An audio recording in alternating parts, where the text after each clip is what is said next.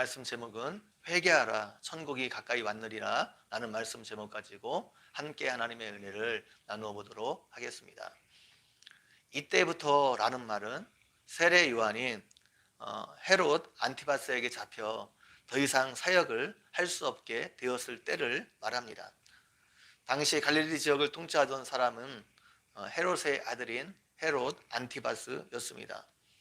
이 사람이 자기 동생 빌립의 아내인 헤로디아를 아내로 삼은 일을 요한이 책망했습니다. 이 일로 인해 요한이 잡혀 감옥에 갇히게 되었습니다. 이때 예수님은 가버나움으로 이사를 하시고 갈릴리에서 본격적으로 사역을 시작하셨습니다. 세례 요한이 잡혔다는 것은 이제 세례 요한의 사역이 마무리되고 예수님에 의한 사역이 본격적으로 시작될 환경이 되었다는 것을 말합니다. 이때부터 예수께서 비로소 말씀을 전파하셨습니다. 예수님이 전한 말씀의 핵심이 회개하라 천국이 가까이 왔다라는 것입니다. 예수님이 전파한 내용과 세례 요한이 전파한 내용이 똑같습니다. 회개하라는 것입니다. 왜냐하면 천국이 가까이 왔기 때문입니다. 하나님 나라가 가까이 왔기 때문에 회개하라는 것입니다. 천국은 하나님께서 왕으로 통치하는 나라를 말합니다. 하나님 나라를 말합니다. 그 천국이 가까이 왔다는 겁니다. 하나님께서 구약의 선지자를 통해서 약속하시고 말씀하시고 예언하신 그 천국이 하나님 나라가 하나님의 통치가 가까이 왔다는 것입니다. 이 가까이 왔다는 말이 현재 완료형으로 되어 있습니다.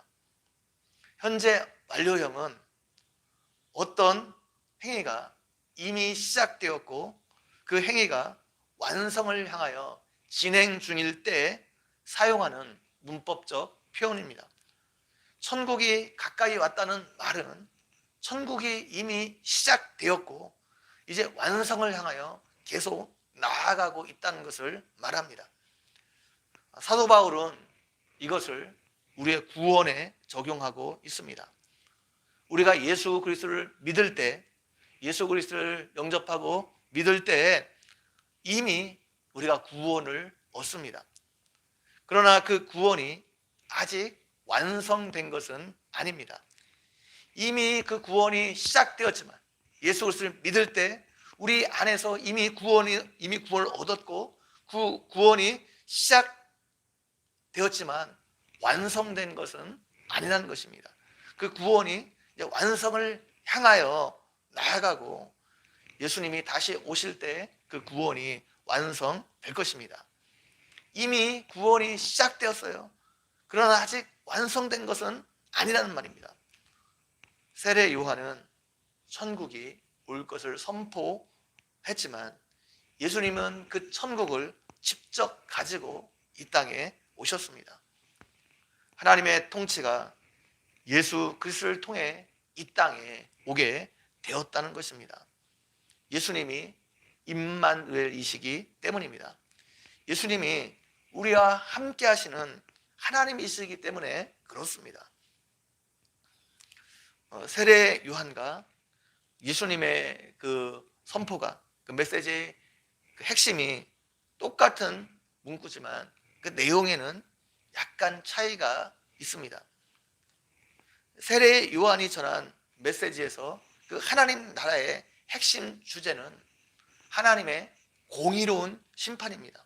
하나님의 공의로운 심판이 이제 얼마 남지 않았다는 거죠. 그래서 그 심판을 피하기 위해서 회개하라 세례 요한이 외쳤습니다. 예수님의 메시지에서 그 하나님 나라의 핵심 주제는 구원입니다.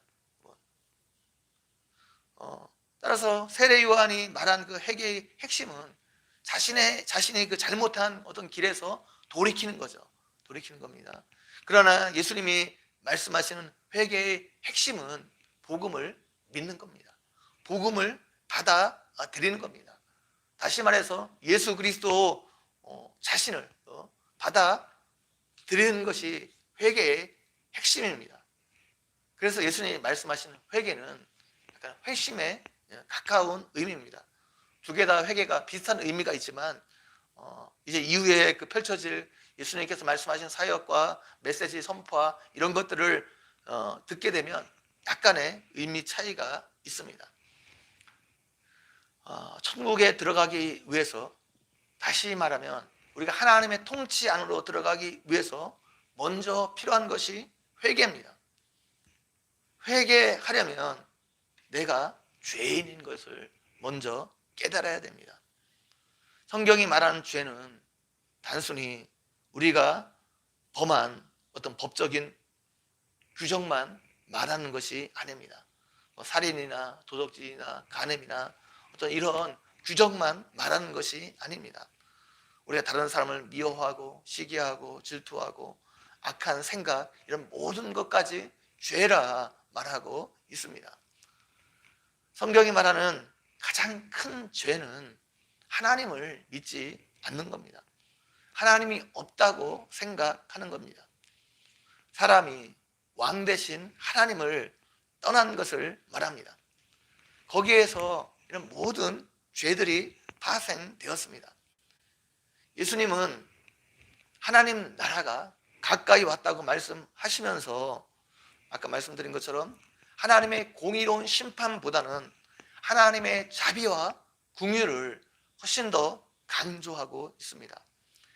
예수님께서 하나님 나라를 이 땅에 가져오셨는데 그것은 예수님의 십자가의 죽음과 부활을 통해서입니다.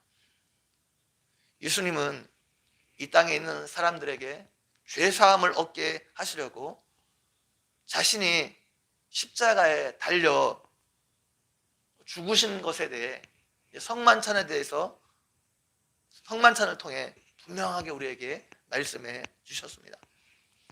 요한복음에서는 하나님 나라에 들어가는 것을 영생이라 표현하고 있습니다. 그래서 그 하나님 나라, 요한복음의 영생, 사실 이런 거는 거의 비슷한 의미가 있습니다. 하나님 나라를 요한복음에서는 거의 영생이라는 말로 대체해서 이렇게 표현하고 있는 것을 볼 수 있습니다. 예수님은 영생을 얻기 위해서 자신의 살과 피를 먹어야 한다고 요한복음에서 말씀하셨습니다. 그래서 우리가 예수님이 이 땅에 가져오신 그 하나님 나라에 들어가기 위해서는 예수님을 믿고 영접해야 합니다. 예수님이 하신 그 사역을 믿고 받아들이고 예수님을 영접해야 됩니다. 예수님을 내 인생의 왕으로 받아들여야 됩니다.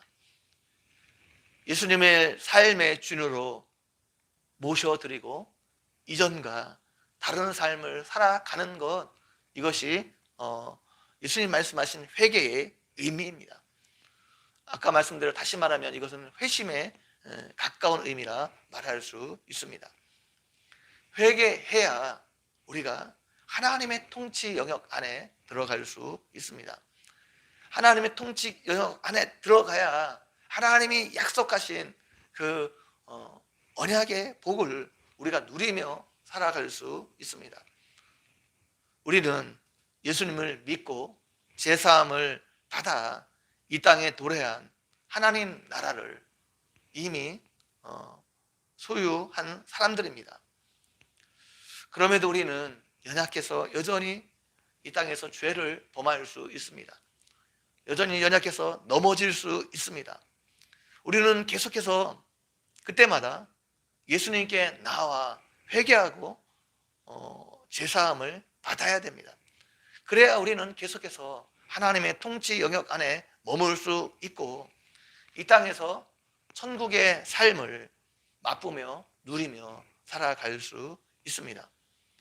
그리고 우리는 이미 예수 그리스도를 믿고 하나님의 자녀가 되었기 때문에 예수님이 다시 오실 때 영원한 천국에, 완성된 천국에 들어가 살게 될 것입니다. 이 은혜를 우리가 이미 받았고 또 예수 그리스도를 통해서 우리가 하나님 나라에 들어가게 되었고 그 삶, 그 삶을 누리는 은혜가 우리에게 주어졌습니다.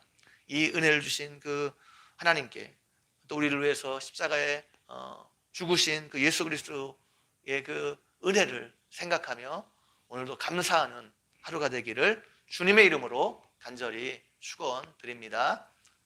한번 기도드리겠습니다. 하나님 아버지, 오늘도 말씀을 통해서 우리에게 은혜 베풀어 주신 것 너무나 감사합니다.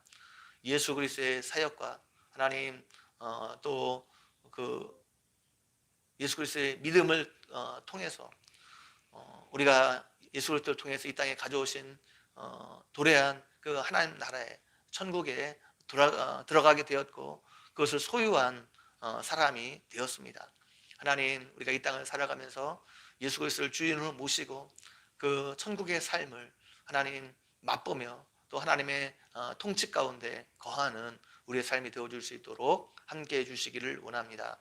감사합니다. 예수님의 이름으로 기도 올려옵나이다. 아멘.